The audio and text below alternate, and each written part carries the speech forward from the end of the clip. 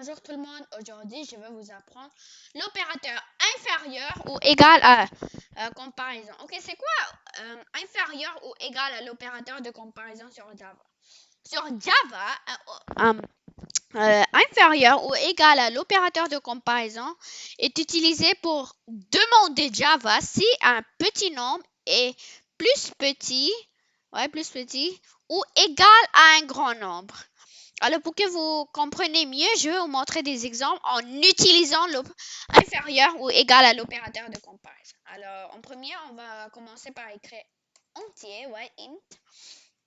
A est égal à 43. Non, je ne vais pas écrire entier, je vais écrire double. Double, c'est mieux.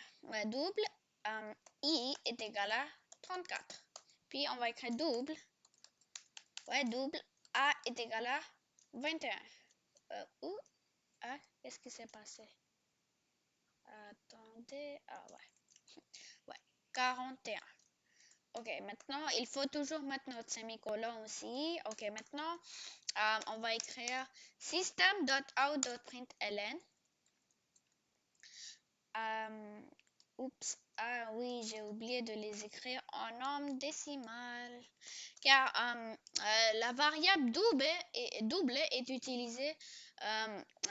C'est ça, c'est utilisé pour écrire juste pour écrire des nombres décimales, mais on peut même écrire des nombres entiers dans ça, mais ça va le convertir comme ça va devenir virgule 0 après le nombre entier que tu as écrit. Ok, maintenant je vais écrire system.out.println.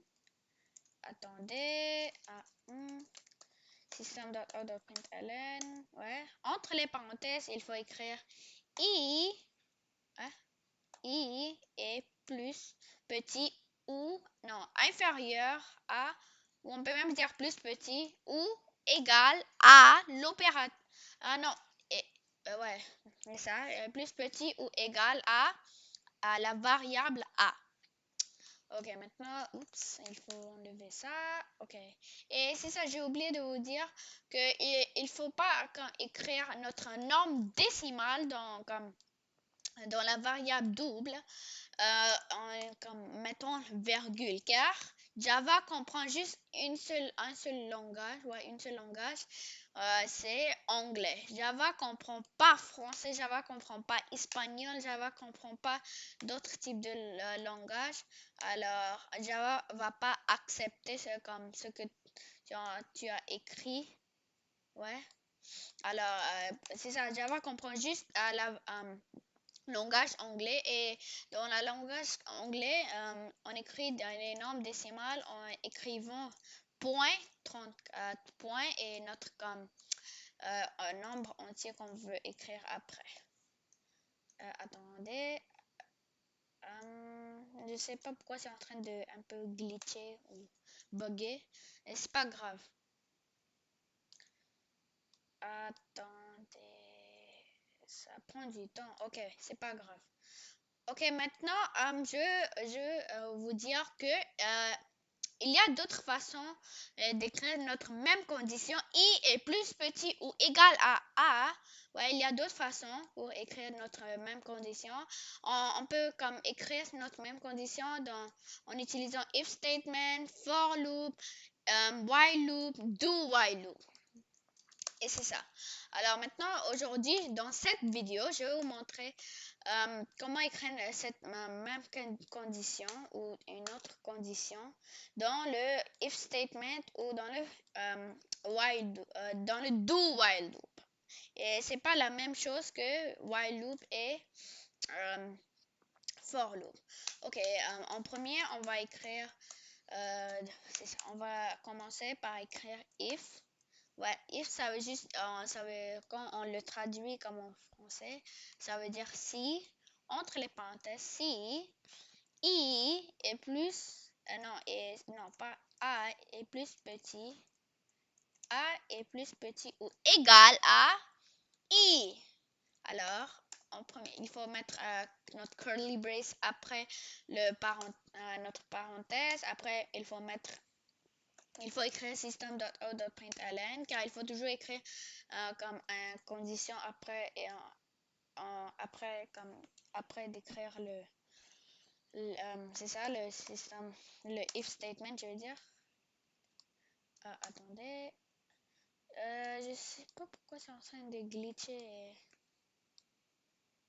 Ok, mais c'est pas grave. Je pense pas. Ok, c'est pas grave. Ok, il faut écrire A est plus petit. Non, alors c'est ça. On n'est pas en train ici, dans le if statement, on n'est pas en train de demander Java si A est plus petit ou égal à I. Mais on est en train de dire à Java si A est plus petit ou égal à I. Alors, ici, dans le système de println, écrire A. Alors, si A est plus petit ou égal à I, alors Java, s'il te plaît, exécute pour moi la variable A. Alors, quand on va exécuter ça, ça va rien exécuter dans le console. Attendez, je vais vous montrer. Regardez. Il n'y a rien dans le console ici. Ça, c'est parce que... Attendez. Oups. Ouais, je vais la descendre un petit peu. Ouais, ok, c'est ça. Alors, ça, c'est parce que A est plus petit que I. Là, ça, c'est faux. Mais et A est égal à I, ça aussi, c'est faux. Alors, quand les deux conditions, quand les deux conditions sont faux, alors Java va pas c'est ça, Java va pas l'exécuter. Mais quand les deux conditions sont vraies, ou quand une des conditions sont vraies, alors Java va l'exécuter pour nous. Alors, par exemple, ici, si A est plus grand, non, je vais faire l'inverse. Si I est plus petit, oh my god. Mais attendez, laisse-moi écrire. Pourquoi ça lag? Ok, c'est pas grave. C'est ça. Si I est plus petit ou égal à A, notre cœur brace, ouais. Comme toujours. Ok, maintenant, il faut écrire. Et c'est ça. Il faut juste simplement l'exécuter, le code. Et quand on va exécuter cette code, ça va l'exécuter. Ça va nous montrer le résultat 41,34. Et c'est ça. Ça, c'est parce que I est plus petit que A. Cette condition, c'est vrai. Mais l'autre condition, non, Java va pas l'accepter. Et l'autre condition, I est comme 34,67 est égal à 41,34. Non, Java, il va comme le considérer comme une condition qui est fausse. Alors quand une condition c'est fausse, ça va jamais l'exécuter. Alors, quand une condition c'est vrai, alors ça va toujours l'exécuter. Alors, si ça, une de ces conditions sont vraies et l'autre condition c'est faux. Alors, c'est ça. Et ici, on a écrit la variable A, ouais. Mais c'est pas en train de exécuter A ici. Ça, mais au lieu, c'est en train d'exécuter la valeur de la variable A. Mais si on veut exécuter A, qu'est-ce qu'on doit donc faire? On doit écrire notre A. C'est ça. Ça, c'est pas une variable. Ça, c'est juste comme une texte. Alors, il faut écrire entre c'est ça. Entre ces deux virgules. Ou non, deux apostrophes. Ouais, il faut entre ces deux apostrophes, il faut écrire notre A. Notre lettre A, et c'est ça. Java, cette condition, une de ces conditions sont vraies, alors Java, pour nous, va l'exécuter à la lettre A. Mais si tu veux exécuter la valeur de ton variable, alors il faut écrire ton variable pour que Java comprend bien et que Java exécute comme la valeur que tu as mis. Par exemple, ici, j'avais mis 41,34. Alors, c'est pour ça, ici, c'est en train d'apparaître 41,34. Ok, maintenant, je vais vous montrer comment écrire cette même condition ou une autre condition dans le do while loop. En premier, il faut écrire do. Ouais, il faut rien écrire. C'est pas comme c'est ça. Il faut pas écrire n'importe comme une condition entre les parenthèses et il faut pas écrire les parenthèses aussi. Et c'est ça. Il faut juste écrire do. Do, ça veut dire faire quand on le traduit. Alors do, il faut juste écrire curly brace et c'est ça. Et oups, ouais. Ici, il faut écrire while. While, c'est comme if statement. Si, oups, entre les parenthèses, si, c'est ça. Si i est plus petit ou égal à a. Alors ici, il faut pas mettre le curly brace. Ici, il faut mettre le semicolon. Et quand on utilise le do while loop, notre condition qui est fausse, ça va juste exécuter une seule fois. Mais notre condition qui est vraie, ça va pas l'exécuter, mais parfois ça l'exécute. C'est ça.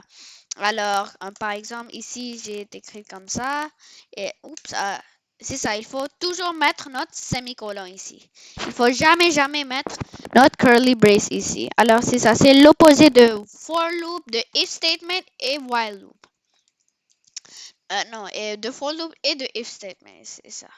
Et ça, c'est de do while loop. Alors, c'est ça. Alors, system.out.println. Alors, si i est plus petit ou égal à a, ouais, alors entre les parenthèses, il faut écrire notre variable a. Alors, quand on va exécuter cette code, oups, non, non, je sais pas, c'est ça, je savais là, car notre code comme code était devenu tout blanc, n'est-ce pas? Ok, maintenant, c'est ça. Ici, la condition i est plus petit, i est plus petit que a, et c'est vrai, mais i est égal à a, c'est faux. Mais comme je vous l'avais dit, que quand une condition c'est vrai dans do while loop, ça va pas l'exécuter. Mais quand une condition c'est faux et faux, comme les deux conditions, ouais, par exemple, plus, est plus grand ou égal, ouais, comme ça. Alors, ça va exécuter la valeur de notre variable a. Alors, c'est ça. Ça va pas exécuter notre a. Alors, c'est ça. Si tu veux exécuter a encore, pas comme la lettre a, alors il faut écrire c'est ça, notre lettre entre les deux apostrophes et c'est ça. Les deux apostrophes sont utilisés pour écrire un texte. Alors, c'est ça. Alors, si tu veux écrire un texte ou comme si tu veux écrire quelque chose comme hello ou bonjour ou chose comme ça. Ouais. Alors, c'est ça. Alors, tu dois l'écrire entre les apostrophes. Mais si tu veux juste comme exécuter la valeur d'une variable, par exemple i ou a, alors, c'est ça. Il faut écrire sans les deux apostrophes. C'est ça. Alors, c'est ça. Ici, i est grand et égal à a. Les deux conditions ici est plus grand ou égal, ce sont fausses, car 34,67 et 67, c'est ni petit ou ni égal à 41,34. Non, ni petit, je veux dire, ni plus grand que ni plus grand que 41,34 ou ni égal à 41,34. Et alors, c'est ça. Alors, quand on va exécuter cette code, alors, quand une condition c'est fausse, ça va l'exécuter une seule fois. Mais quand une condition c'est vrai, alors on va faire l'opposé de plus grand ou égal. Alors, ça va rien l'exécuter. Alors, si tu veux que ça rien exécute, comme si tu veux, c'est ça. Alors, si tu veux comme utiliser C'est ça. Alors, si tu veux que quand tu écris une condition qui est fausse et que ça l'exécute, tu dois utiliser do while loop. Mais quand tu veux faire l'opposé de ça, si tu veux que la condition doit être vraie et que Java va l'exécuter pour toi, alors tu dois utiliser while loop ou for loop ou if statement. Et c'est ça. Euh, C'était ça pour ma vidéo. Et n'oubliez pas d'abonner sur ma chaîne, de commenter sur tous mes vidéos et, et si vous aviez aimé ma vidéo, n'oubliez pas d'appuyer sur le thumbs up si vous aviez aimé ma vidéo et n'oubliez pas d'appuyer sur le cloche icône. Ouais. Et c'est ça, merci d'avoir regardé ma vidéo. Bye!